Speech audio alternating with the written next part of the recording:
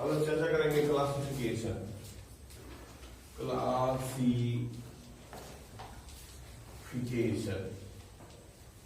क्या चर्चा करेंगे? क्लासिफिकेशन। क्या हो गया? क्लासिफिकेशन। हिंदी होता है वर्गीकरण। क्या होता है? वर्गीकरण।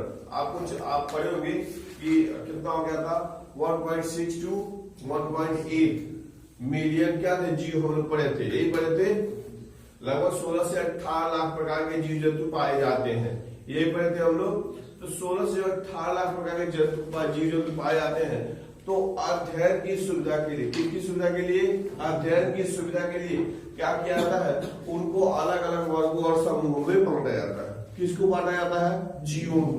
किसके लिए? अध्ययन की सुविधा के लिए। बात समझ में आया? अध्ययन की सुविधा के लिए कह सकते हैं, और ये कह सकते हैं कि इन एक जो जीव है उनके दूसरे जीवों से क्या संबंध है। बात समझ में आया? या एक जीव जो उत्पत्ति हुए, जो उत्पन्न हुए हैं, उनका दूसरे जीवों से क्या संबंध है, इस सब की जानकारी हमको मिलती है वर्गीकरण से। किससे मिलती है? वर्गीकरण से, यानी क्लासिफिकेशन से मिलती है। यानी कि हम क्लासिफिकेशन की बात करें तो हो जाएगा कि जीवों को, किसको? जीवों को उनके रहन सहन स्वभाव इत्यादि के आधार पर अलग अलग वर्गों और समूहों में बांटने की जो क्रिया होती है, इसी को क्या कहते हैं? क्लासिफिकेशन कहते हैं। क्या कहते हैं? क्लासिफिकेशन कहते हैं। तो यही आप यहां लिख लीजिए। क्लासिफिकेशन का मतलब क्या हो गया? सिस्टमेटिक। सिस्टमेटिक समझ रहे हैं? सिस्टमेटिक अरेंजमेंट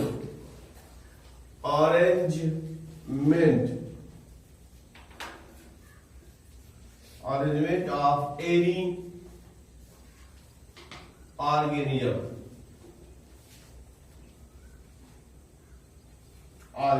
ठीक है। जीवधारियों को सिस्टमेटिक समझ रहे हैं? सिस्टमेटिक माने तरीके से, तरीकाबद्ध। सिस्टमेटिक माने तरीकाबद्ध। क्या कहते हैं? जीवों को अलग अलग वर्गों और समूहों में बांटने की जो किया है, systematic arrangement of any organism.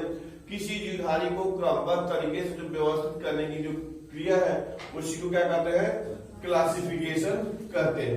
अगर देखेंगे तो क्लासिफिकेशन अगर है तो ये होता है दो प्रकार का होता है। एक को कहते हैं इम्पेरिकल क्लासिफिकेशन,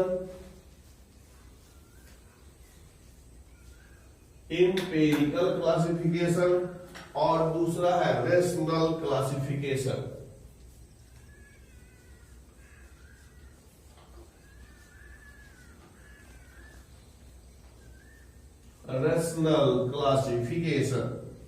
ठीक है। क्लासिफिकेशन कितने प्रकार के हुए? दो प्रकार के। जीव का वर्गीकरण क्या प्रकार का हो गया? दो प्रकार का। एक को कहते हैं इंपेरिकल क्लासिफिकेशन और दूसरे को कहते हैं रेशनल क्लासिफिकेशन। क्या हो गया? इंपेरिकल और रेशनल क्लासिफिकेशन। अगर इंपेरिकल क्लासिफिकेशन की बात करें तो ये क्या जो होता है? Alphabetical listing of organism.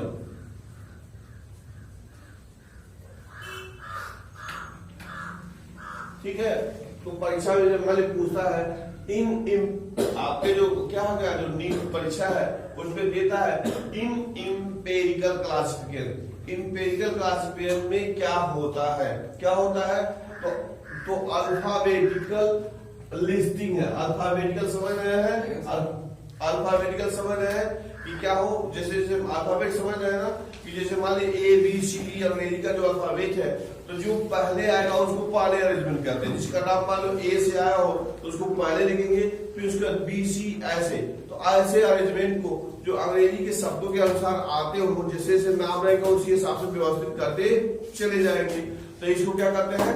क्या कहते हैं इसको? अल्फाबेटिक कहेंगे। और लिस्टिंग में लिस्ट बनाने की क्रिया, जीवों को उनके अल्फाबेट के हिसाब से लिस्ट बनाने की जो क्रिया होती है, क्लासिफिकेशन होती है, उसी को कहते हैं एम्पेरिकल क्लासिफिकेशन। बात समझ में आ गया? तो आपके जो परीक्षा में वो डायरेक्ट पूछता रहता है कि क्या हो गया कि अल्फाबेटिक लिस्टिंग की जो क्रिया होती है वो उसको क्या कहते हैं, एम्पिरिकल क्लासिफिकेशन कहते हैं। ठीक हो गया। तो बेसिक आपको याद करना है कि इन एम्पिरिकल क्लासिफिकेशन में क्या होता है, अल्फाबेटिकल अरेंजमेंट करते हैं जीरो को, किसके आधार पर, अल्फाबेटिकल अरेंजमेंट करते हैं। और दूसरा हमारी क्लासिफिकेशन है रेशनल क्लासिफिकेशन। तो ये जो होता है बेस्ड, आधारित होता है ऑन सिमिलरिटीज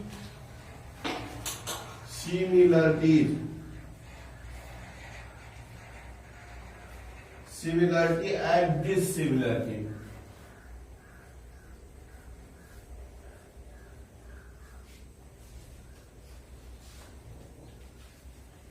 अब क्या हो गया, रेशनल क्लासिफिकेशन। तो रेशनल क्लासिफिकेशन क्या होता है, किस पे आधारित होता है, सिमिलरिटी, जीरो की समानता, और डिसिमिलरिटी, असमानता। बात समझ आ गया। तो जियो के अंदर जो पाए हुए कैरेक्टर है उसमें समानता और असमानता के आधार पे क्या कहते हैं, हम जियो को क्लासिफिकेशन करते हैं, बांटते हैं। तो इसको कहते हैं रेशनल क्लासिफिकेशन। क्या कहते हैं, रेशनल क्लासिफिकेशन। तो आपने पढ़ा कि जियो का जो क्लासिफिकेशन है दो प्रकार का होता है, एक एम्पिरिकल क्लासिफिकेशन और सेकेंड वन रेशनल क्लासिफिकेशन। जो एम्पिरिकल क्लासिफिकेशन है उसमें करते हैं अल्फाबेटिक लिस्टिंग करते हैं, जीरो को अल्फाबेट के हिसाब से जो आते हैं उसको अरेंजमेंट करते हैं। और रेशनल में सिमिलरिटी एंड डिसिमिलरिटी के आधार पे क्या करते हैं, जीरो का क्लासिफिकेशन करते हैं। लिख लिया आपने, ठीक है। अब जो रेशनल क्लासिफिकेशन है वह कई प्रकार का होता है, इधर लिख रहे हैं। जो रेशनल क्लासिफिकेशन होता है वह कई प्रकार का होता है, टाइप्स। इसके नीचे ऐसे आप बना के लिख सकते हैं, रेशनल क्लासिफिकेशन क्या होता है, कई प्रकार का होता है।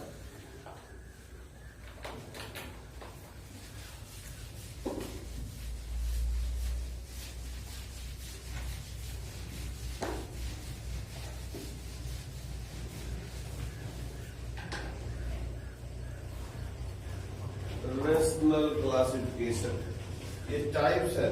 अब ये देखिए, ये क्या होता है, ये भी कई प्रकार का होता है, जिसमें क्या practical classification, practical classification, practical classification. पहला क्या इसका, प्रैक्टिकल क्लासिफिकेशन। नाम लिख लेते हैं, बारी बारी से लिख के चलाएगा। Artificial classification, artificial classification. Third है नेचुरल क्लासिफिकेशन, नेचुरल क्लासिफिकेशन।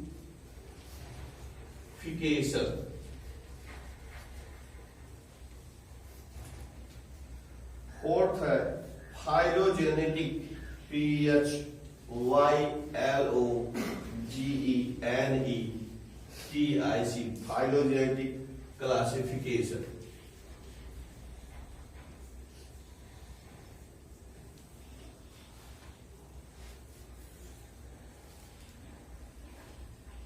एक है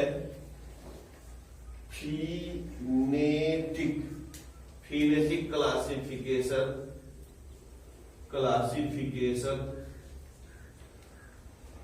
इसी को न्यूमेरिकल क्लासिफिकेशन कहते हैं।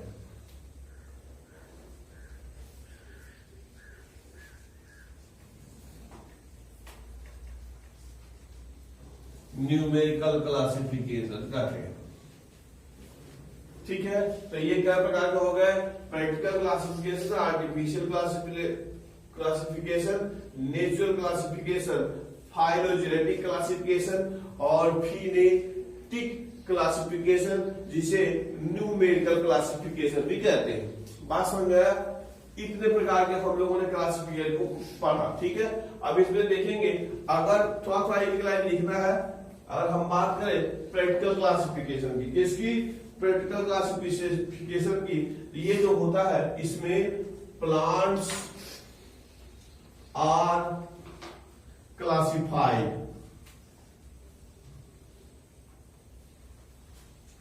plants are classified on the basis on the basis of their economic importance.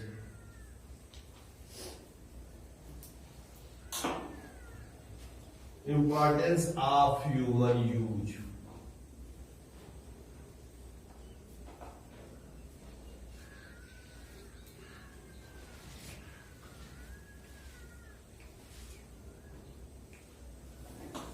ठीक है, तो प्रैक्टिकल क्लासिफिकेशन में क्या आ गया? अगर व्हाट इज प्रैक्टिकल क्लासिफिकेशन, तो कहेंगे ऐसा classification which is based on, यानी कि such classification which is based on, जो आधारित होता है किस पे? On their economic importance of human use, यानी कि पौधों का मनुष्य के उपयोग के आर्थिक महत्व के आधार पर। क्या हो गया? आर्थिक महत्व के आधार पर जब हम बांटते हैं तो उसको कहते हैं क्या हो गया? Practical classification. जैसे मान लो बात करें तेल देने वाले पौधे, ठीक है, मसाले देने वाले पौधे, जूट देने वाले, फाइबर्स देने वाले पौधे, बात समझ में आया?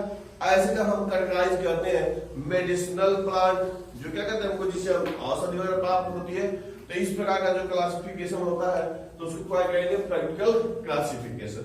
तो परीक्षा में मल्टीपल जो चॉइस आता है वो डायरेक्ट देता है इन प्रैक्टिकल क्लासिफिकेशन, या देता है दूसरी तरफ practical classification is based on, किस पर आधारित होता है?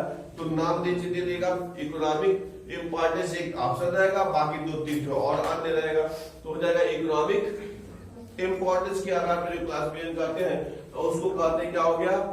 क्या कहते हैं उसको? Practical classification. प्रैक्टिकल क्लासिफिकेशन, ठीक है। अब दूसरा अगर देखेंगे कि जो आर्टिफिशियल क्लासिफिकेशन होता है, कौन? आर्टिफिशियल क्लासिफिकेशन होता है, यह बेस्ड आधारित होता है, बेस्ड ऑन वन और फ्यू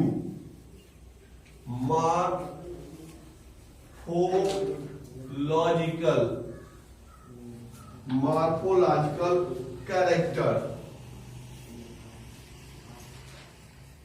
कैरेक्टर्स, ठीक है।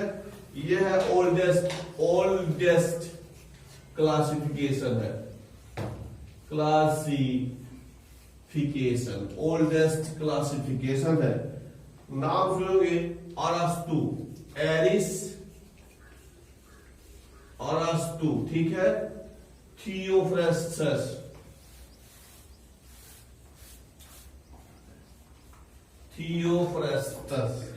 लीनियस,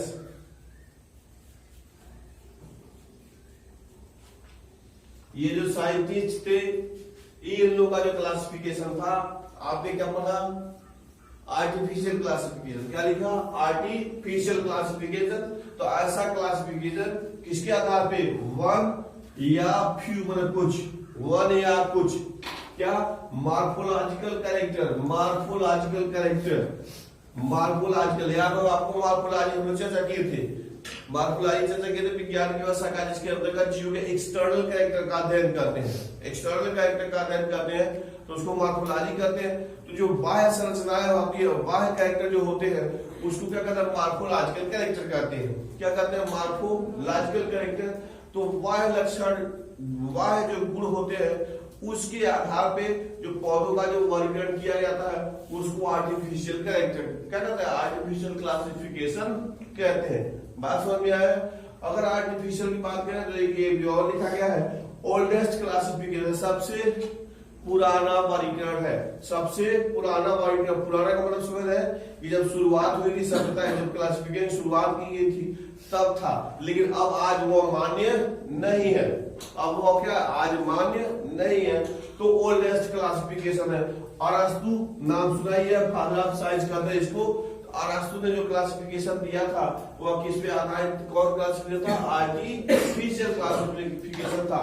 थियोफ्रेस्टस की बात करें तो उन्होंने भी जो क्लासिफिकेशन किया था किस पे आधारित था? आर्टिफिशियल था। और लीनियस ने लिखा, लीनियस याद होगा आपको, बाइनोमियल नॉमेनक्लेचर दिए थे, तो लीनियस ने जो क्लासिफिकेशन किया था वह भी किस पे आधारित था? आर्टिफिशियल क्लासिफिकेशन था।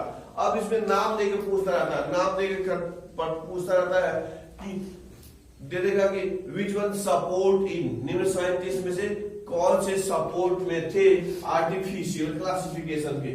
तो आर्टिफिशियल क्लासिफिकेशन सपोर्ट की बात है तो 3 विकल्प दे देगा। क्या? अरस्तु, Theophrastus, Linnaeus A B C, और चौथा विकल्प रहेगा ऑल ऑफ दीज। तो सभी के सभी कौन थे? सभी के सभी किसके सपोर्टेड थे? आर्टिफिशियल क्लासिफिकेशन के। जितने साइंटिस्ट आपके साथ उसमें से कोई एक भी दे सकता है। तो जैसा मल्टीपल चॉइस का जैसा आपको आंसर दिखाई देगा उसी हिसाब से इसको करते हैं आर्टिफिशियल क्लासिफिकेशन। आर्टिफिशियल क्लासिफिकेशन, ठीक है, क्लियर हो गया आपको?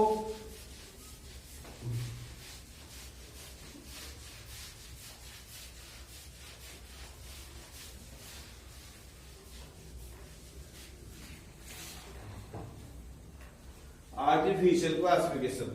थर्ड वाला क्या है? Natural classification. थर्ड क्या है? नेचुरल क्लासिफिकेशन में अगर आप करेंगे तो थर्ड में क्या होता है? ये जो होता है बेस्ड ऑन, आधारित होता है based on gross morphology,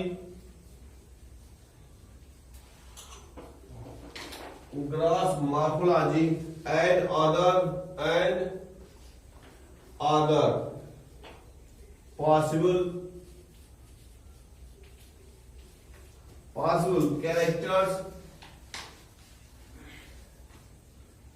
character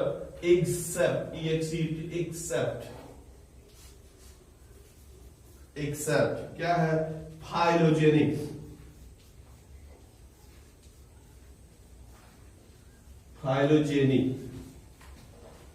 ठीक है, इसमें अगर देखेंगे सपोर्ट में थे इस वाले में तो बेंथम एंड हुकर,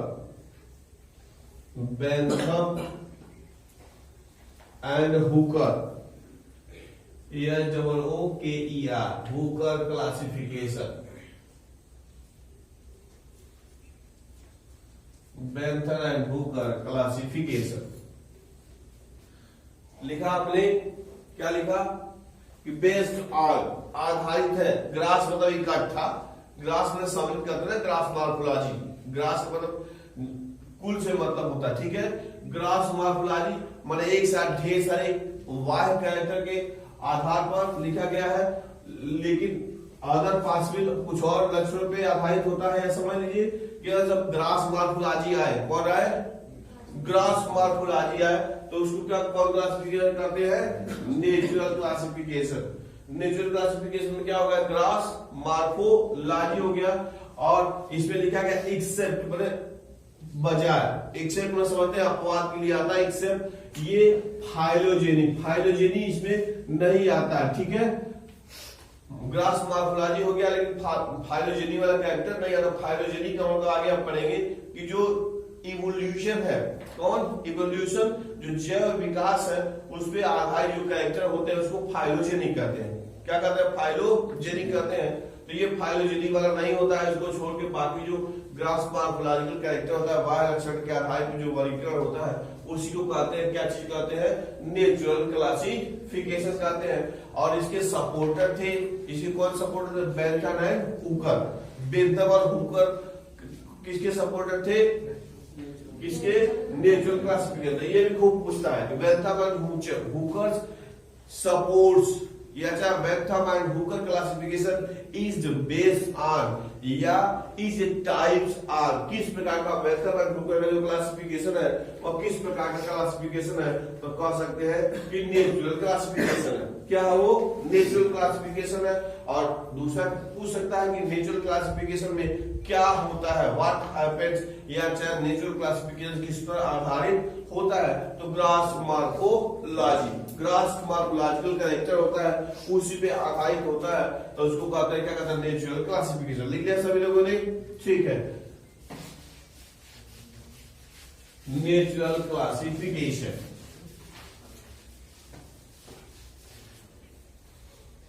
ठीक है, उसके बाद से अब आपको लिखना है, ये वाला कौन है? ये फाइलोजेनिक क्लासिफिकेशन। क्या हो गया? Phylogenic classification. फाइलोजेनिक क्लासिफिकेशन, तो इसमें क्या हो जाएगा? All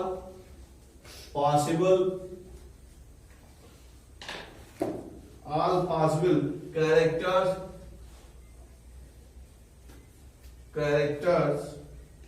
along with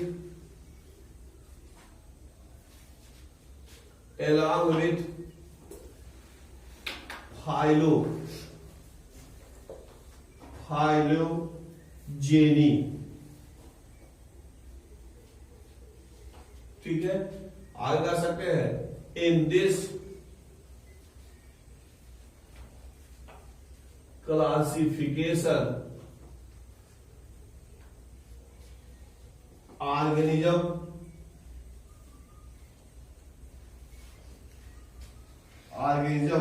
are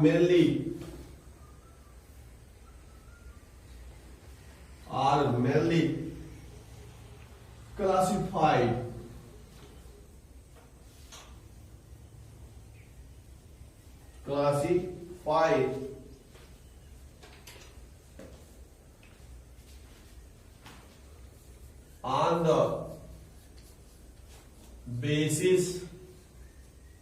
on the basis of evolution।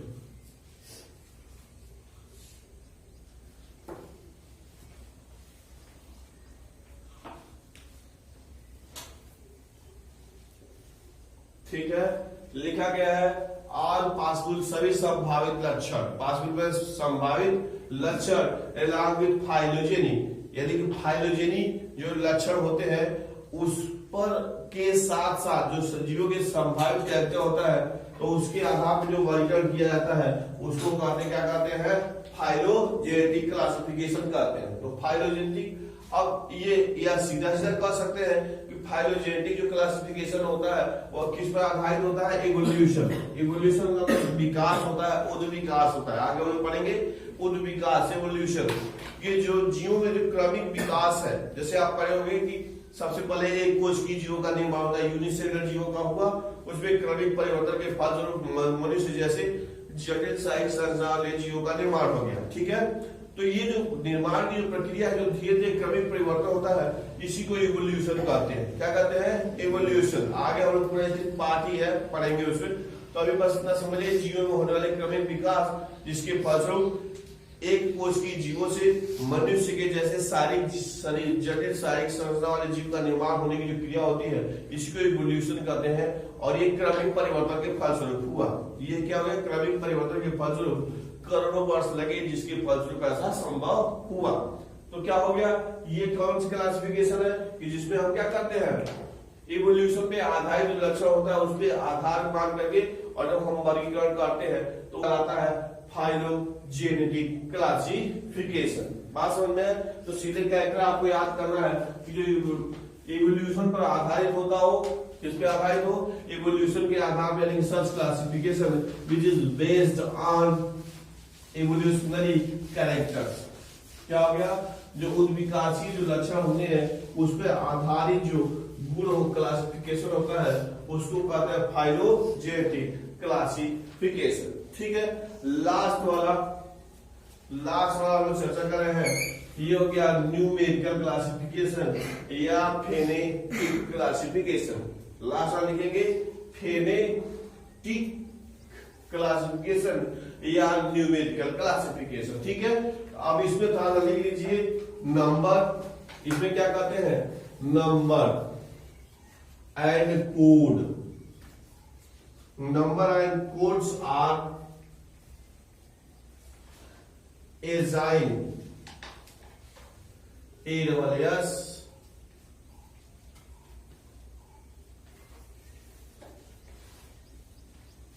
to all characters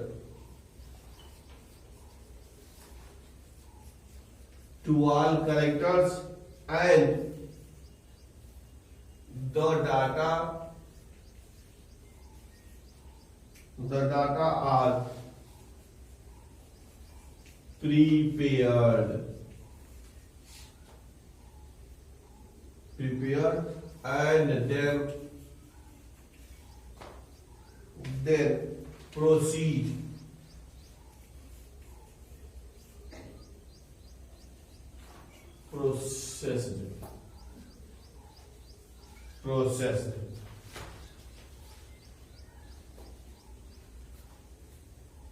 ठीक है। अब ये देखिए क्या है, फेनेटिक क्लासिफिकेशन या न्यूमेरिकल क्लासिफिकेशन। न्यूमेरिकल याद होगा आपको, गणित में पढ़ते आंगिक मान वाला होता है, न्यूमेरिकल आंगिक मान। इस प्रकार के क्लासिफिकेशन में क्या कहते हैं, नंबर एंड कोड। जैसे जितने जीवधारी होते हैं तो सबके कुछ क्या करते हैं, कुछ कौन कौन से कैरेक्टर होते हैं, सबके लिए उन लक्षणों के लिए कोड बना दिए। जैसे मान लो पौधा है तो पौधा का क्या हो गया, उसका जो तने की पहले ऊंचाई बना दिया जाए। ऊंचाई क्या होता है, 3 मीटर से कम होता है, 6 मीटर का होता है, पेड़ वाला होता है। फिर तने के कैरेक्टर के लिए अलग बनाया, कोड बना दिया गया। मतलब क्या होता है, ग्रीन होता है या लकड़ी जैसा होता है, उसके लिए अलग अलग लक्षण बना दिया गया। बात समझ में आया? तो इसमें क्या किया गया, जीवों के लक्षण को क्या कहते हैं, कोड बना दिया गया। कोड बना करके और उसका क्या बोलते हैं, डाटा बना, प्रिपेयर। डाटा समझते आंकड़ा, डाटा मतलब आंकड़ा। यानी कह सकते हैं कि जीवों के जो लक्षण होता है उनको कोड बना लेते हैं और कोड बना करके फिर उसका हम क्लासिफिकेशन करते हैं। कोड बना करके, समझ आया है? और उसका हम क्या करते हैं, क्लासिफिकेशन करते हैं। तो इसी को न्यूमेरिकल क्लासिफिकेशन करते हैं। तो आपके नीट में को यही पूछता है कि बेस्ड ऑन, किस पे आधारित होता है। जैसे मान लो व्हाट इज न्यूमेरिकल क्लासिफिकेशन, या इन न्यूमेरिकल क्लासिफिकेशन सीधे नंबर हो जाएगा, number and codes are assigned. Code बना लेते हैं और उसी के आधार पर क्या करते हैं, हम उसका क्लासिफिकेशन करते हैं। तो ये हो गया, क्या हो गया, कोड हो गया। बात समझ में आ गया?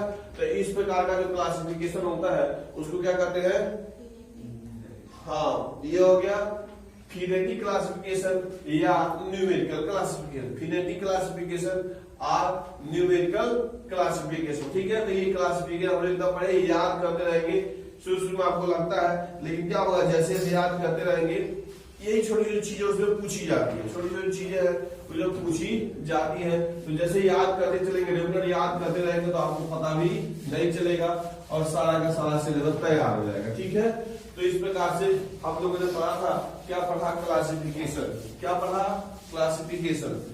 क्यों, उसका इंपॉर्टेंस हमारे लिए देता है। जैसे बोर्ड वाले परीक्षा में लेता है, कंपटीशन में तो नहीं आता है, लेकिन इस पे जानेंगे कि what is the importance of classification.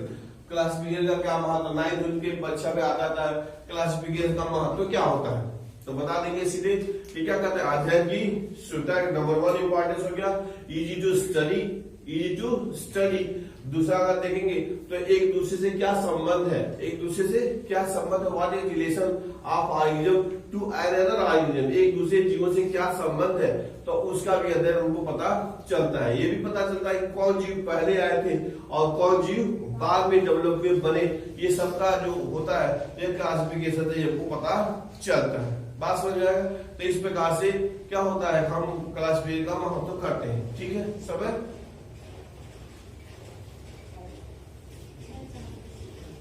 ठीक है। तो ये तो हो गया, आप लोग क्लासिफिकेशन पढ़ते, कुछ और पढ़ लेते हैं।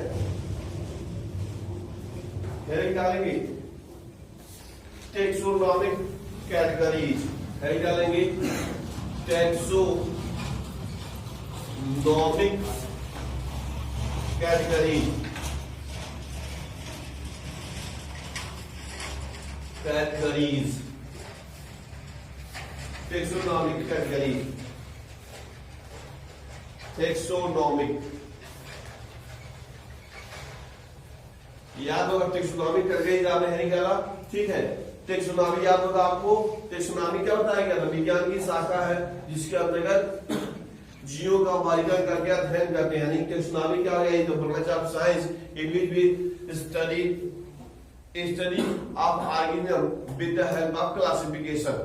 क्या हो गया कि जीव विज्ञान की वह शाखा है जिसके अंतर्गत जीवों का वर्गीकरण कर उनका हम अध्ययन करते हैं। जीवों का वर्गीकरण करके क्या करते हैं, अध्ययन करते हैं। तो इसी को कहते हैं टेक्सोनॉमी। क्या कहते हैं इसी को, टेक्सोनॉमी। विज्ञान की शाखा, याद रहे चर्चा में भी, टेक्सोनॉमी क्या होगा, विज्ञान की शाखा है जिसमें हम क्लासिफिकेशन करके जीवों का अध्ययन करते हैं। जबकि क्लासिफिकेशन क्या है, प्रोसेस है। बात क्या है, क्लासिफिकेशन वर्गीकरण, तो जीवों को अलग अलग लक्षण और वर्गों के आधार पर अलग अलग वर्गों और समूहों में जो बांटिंग की है उसको क्या कहते हैं, क्लासिफिकेशन। तो बांटना क्लासिफिकेशन, बांटना क्लासिफिकेशन। लेकिन जिस शाखा के अंतर्गत हम करते हैं, जिस शाखा के अंतर्गत हम उसका अध्ययन करते हैं नोन एज टेक्सोनॉमी, विज्ञान की शाखा होगी। बात समझ में आ गया? तो इसमें जो कैटेगरी है वो उसके विषय में पढ़ना है। अब देखो इसमें थोड़ा सा लिख लो, each category, each category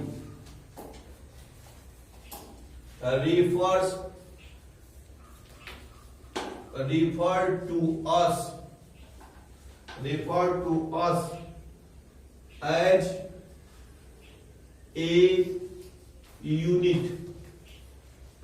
unit of classification.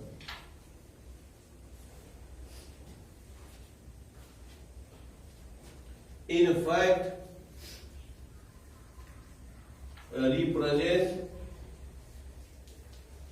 represents a rank and is commonly termed as taxon। इसका जो होता है प्लूरल टैक्सा।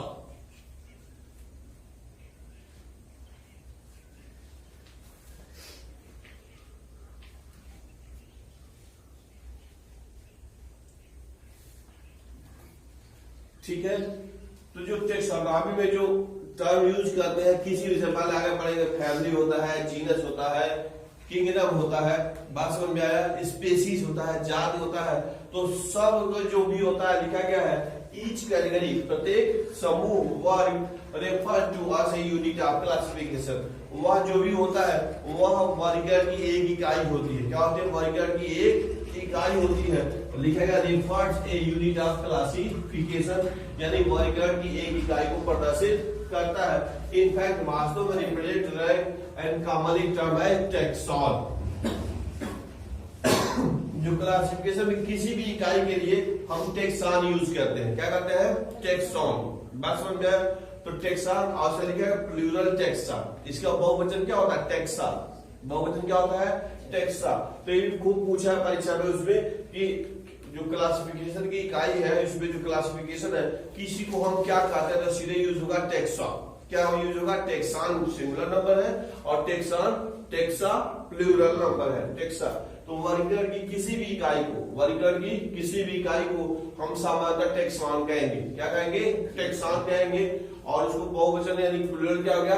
टैक्सा हो गया। ठीक है, अब इसमें अगर देखेंगे तो पहले जो एक इकाई है इसको लिखेंगे स्पेसीज, स्पेसीज, एक डालेंगे स्पेसीज, SPECIES, स्पेसीज, जाति, स्पेसीज यानी कि जाति है। ये देखो स्मॉलेस्ट टेक्सोनॉमिक, टेक्सोनॉमिक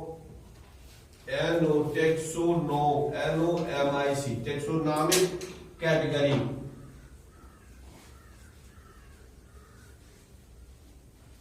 ठीक है, आगे लिखा गया है इट इज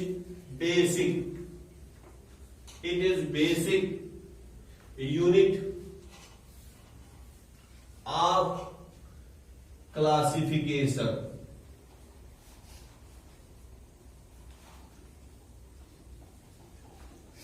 स्पेसीज यानी जाति, स्पेसीज यानी कि जाति को पूछा है। स्पेसीज तो इसमें है स्मॉलेस्ट, सबसे छोटी टेक्सोनॉमिक कैटेगरी है।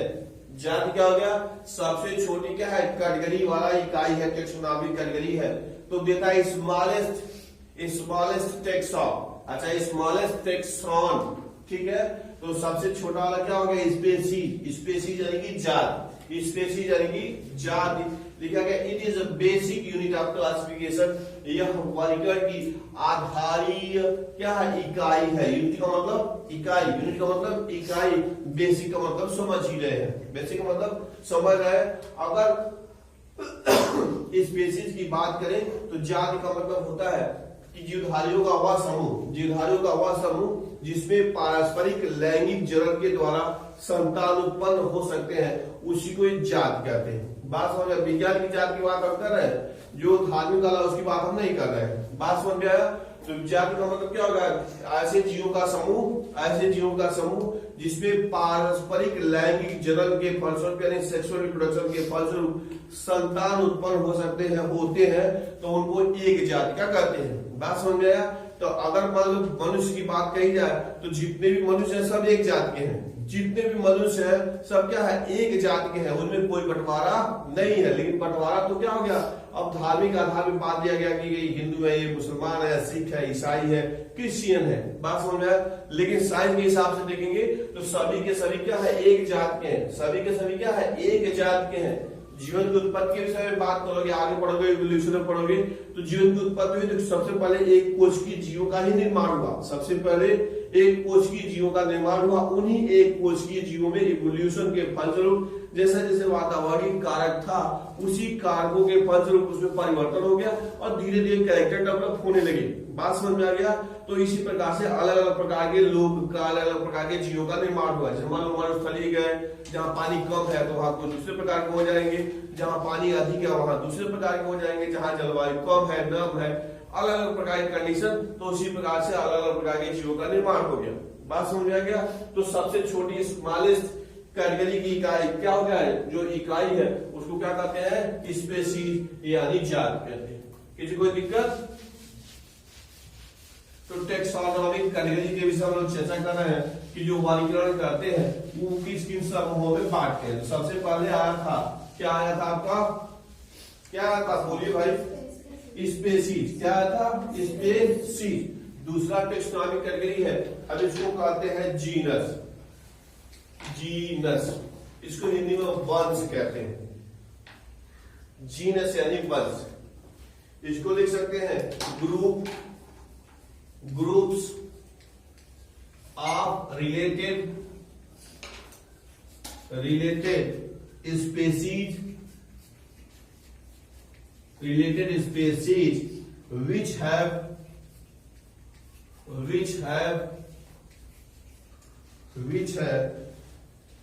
more characters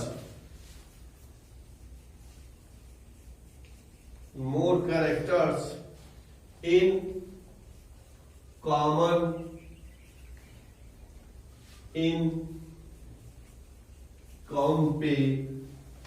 comparison to species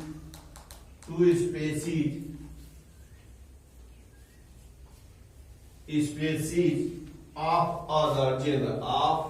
other genera.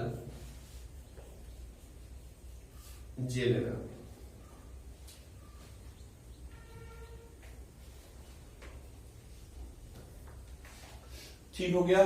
तो सबसे छोटी इकाई आई थी स्पेसीज, सबसे छोटी इकाई आई थी स्पेसीज। किसकी इकाई है? क्लासिफिकेशन की। किसकी इकाई है? क्लासिफिकेशन की। अब स्पीसीज के बारे में आ गया जीनस। क्या आ गया? जीनस। ठीक है, तो जीनस क्या है? ग्रुप ऑफ स्पेसीज, यानी कि जातियों का समूह, ग्रुप ऑफ स्पेसीज। जीनस क्या हो गया? Group of species. ढेर सारी जातियां मिलती है तो उसको मिला के जब बनाते हैं तो उसको क्या कहते हैं? जीनस कहते हैं। याद होगा आपको, जैसे नाम चर्चा हुई थी, द्विनाम पद्धति चर्चा हुई थी, होमो सेपियंस, मैनिफेरा इंडिका की बात हुई। तो पहला वाला क्या होता है उसका? स्पेसीज, और दूसरा वाला जात। पहला वाला स्पेसीज और दूसरा वाला जात को प्रदर्शित करता है। तो इंडिका क्या हो गया? उसका जीनस हो गया। बात समझ में आ गया? तो जो जीनस क्या हो गया? स्पेसीज से मिलकर, यानी कि स्पेसीज से बड़ा है, स्पेसीज से बड़ा है। आपने लिखा है group of species, group of species यानी जातियों के समूह को क्या कहते हैं? जीनस कहते हैं। थोड़ा सा ये क्या हो गया? स्पेसीज से बड़ा कैरेक्टर है। ठीक है, उसके बाद आएगा family.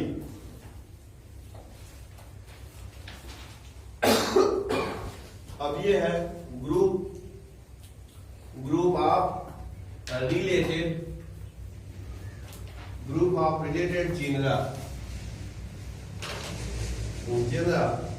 With still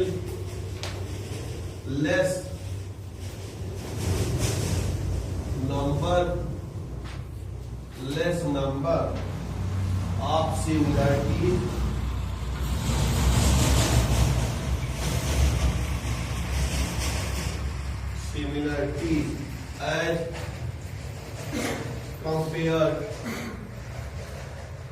as compared to genus and species.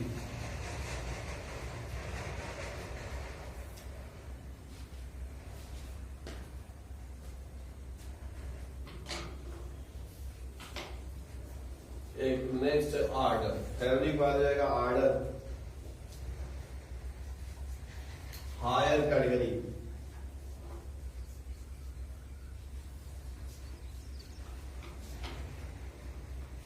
Higher category इसको कह सकते हैं इज द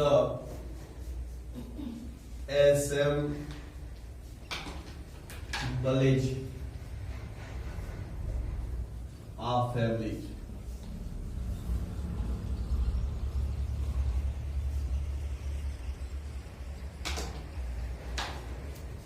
which exhibit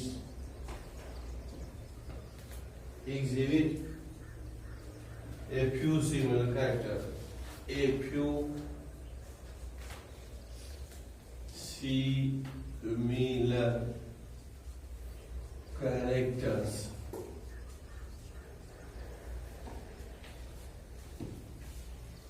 ठीक है। और कभी किताब पढ़ते होंगे, देखे होंगे कि जो क्लासिफिकेशन कैटेगरी आता है तो क्या होगा, ऐसे तीर दिखाता है नीचे से ऊपर या ऊपर से नीचे, तो हमेशा क्या होगा, जो स्पेसीज है सबसे नीचे रहेगा, सबसे छोटा है, उसके बाद स्पेसीज के बाद क्या आया था, जीनस आया था, स्पेसीज के बाद जीनस, यानी कि स्पेसीज के मिलने जीनस बनता है, जीनस के मिलने से फैमिली बनता है, और फैमिली के मिलने से ऑर्डर बनता है। यानी कि ये ऑर्डर वगैरह है, यह क्या होगा, इससे बड़ा है, सबसे ऊपर से नीचे जब हम चलते चल रहे हैं तो बड़ा होता चला जा रहा है। ठीक है, तो ये हो गया, आपने लोग पढ़े थे कहां तक, ऑर्डर तक पढ़े थे। फैमिली के मिलने से क्या बनता है, ऑर्डर बनता है, और स्पीशीज के मिलने से जीनस बनता है, जीनस के मिलने से क्या होता था, फैमिली बना था। याद करते चलना, ये छोटे छोटे क्वेश्चन परीक्षा में पूछते रहते हैं, और वो क्या करते हैं, इसी के आधार को बाहर करते हैं। देखते होंगे, अगर किसी लोगों से पता होगा तो ये कई कई साल तैयारी करते हैं लोग, ये छोटी छोटी चीजें नहीं याद कर पाते हैं तो कितनी तैयारी करने के मामला गड़बड़ा जाएगा। जो भी चीज पढ़ते रहो वह याद करते चलो। ऑर्डर के बाद एक आ गया, क्या हो गया, ऑर्डर के बाद आ गया क्लास, लेकिन कोई बात नहीं है, क्लास के बाद हो जाएगा डिवीजन, और डिवीजन के बाद आ गया किंगडम। ये है लार्जेस्ट टैक्सोनॉमिक कैटेगरी।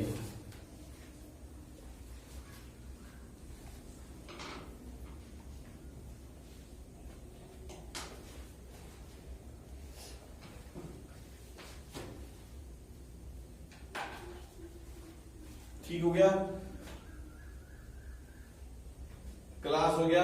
क्लास किससे मिलकर बना था, ऑर्डर से। ये होगा ऊपर ऐसे ऑर्डर, यानी कि कई ऑर्डर आपस में मिलाते हैं तो क्लास हो जाता है। क्लास के बाद होता है डिवीजन, यानी कि क्लास के मिलने से डिवीजन बनता है, डिवीजन के मिलने से किंगडम बनता है। तो किंगडम है लार्जेस्ट है, किंगडम क्या है, लार्जेस्ट है, सबसे बड़ा क्या है, टैक्सोनॉमिक कैटेगरी है, सबसे छोटा स्पेसीज, सबसे छोटा स्पेसीज, सबसे बड़ा किंगडम। बात समझ में, जब भी आपको भी क्लासिफिकेशन लिखेंगे तो उसी हिसाब से लिखते हैं। बात समझ, स्पेसीज से शुरू करते हैं, लास्ट तक किंगडम तक लिख देते हैं। बात समझ में आ गया, तो यही आपको याद करना है, कौन किसके बाद आता है, क्या क्रम है। तो ये है क्लासिफिकेशन की कैटेगरीज है, किन किन समूहों में हम लोग बांटते हैं, क्लासिफिकेशन करते हैं। और ये पढ़ा गया था, किसी को भी हम टेक्सॉन कहते हैं, क्या कहते हैं, टेक्सॉन कहते हैं। किसी को भी अगर मान लो क्लास की बात करें तो ये भी टेक्सॉन है, डिवीजन की बात करें तो ये भी टेक्सॉन है, किंगडम हो तो भी टेक्सॉन है, किसी भी रैंक को हम टेक्सॉन कहते हैं। तो टेक्सॉन शब्द आपको यूज करना है, उसका बहुवचन आप कहते हैं टेक्सा। क्या पढ़े थे, टैक्सा पढ़े थे, और उसके बाद से आ गया था कनगरी, जिसमें सबसे छोटा आता है स्पेसीज, और सबसे बड़ा हो गया किंगडम। जैसे आप पढ़े हो plant kingdom, animal kingdom, plant kingdom, animal kingdom, तो इस क्रम को आपको याद करेंगे और फिर आगे अगले देखते रहेंगे, ठीक है। जैसे एक चीज बताया गया था, अब देखो हम लोग जैसे बताए थे कि ऑनलाइन टेस्ट सीरीज उसको अरेंज किए हैं, ऑनलाइन टेस्ट सीरीज, उसमें जैसे आप खोलेंगे ऑनलाइन, ये sarjaacademy.com डालेंगे, sarjaacademy.com डालेंगे तो खुल के आ जाएगा उसपे, और जब प्रैक्टिस वाइज टेस्ट सीरीज देखेंगे तो उसमें सबसे पहला वाला जो चैप्टर है उसको क्लिक करेंगे तो आ जाएगा उसमें पिछले 30 साल में नीट के परीक्षा में जो भी प्रश्न दिया गया है उस पे मल्टीपल चॉइस क्वेश्चन है। बात समझ में आया? तो उसको मोबाइल पे ही हल करेंगे, हल करने के बाद उसे सबमिट करेंगे, क्लिक करेंगे तो आपको बता देगा कितना सही और कितना गलत है, ऑटो चेक है वो। बात समझ में आया? तो पहला पार्ट में ये सब क्लासिफिकेशन वगैरह ये चीज दिया हुआ है, तो उसको पढ़ेंगे, अध्ययन करने की कोशिश करेंगे, हल करेंगे, और हल करके देखेंगे कितना नंबर आप पा रहे। मान लो क्वेश्चन इसमें 10 क्वेश्चन अगर मान लो हो, और एक बार पढ़ने के बाद आप 10 क्वेश्चन में सभी का जवाब नहीं दे पाते हैं, तो सही तरीका है कि फिर उस चैप्टर को पढ़िए, एनसीईआरटी की किताब पढ़िए, फिर एनसीईआरटी की किताब उस चैप्टर से पढ़िए, फिर टेस्ट दीजिए, और तब तक दीजिए जब तक कि अगर 10 है, 15 है, 20 क्वेश्चन है, तो जब तक 100% आप नहीं दिया जो उसमें ला पाते हैं तब तक उसको लगातार पढ़ते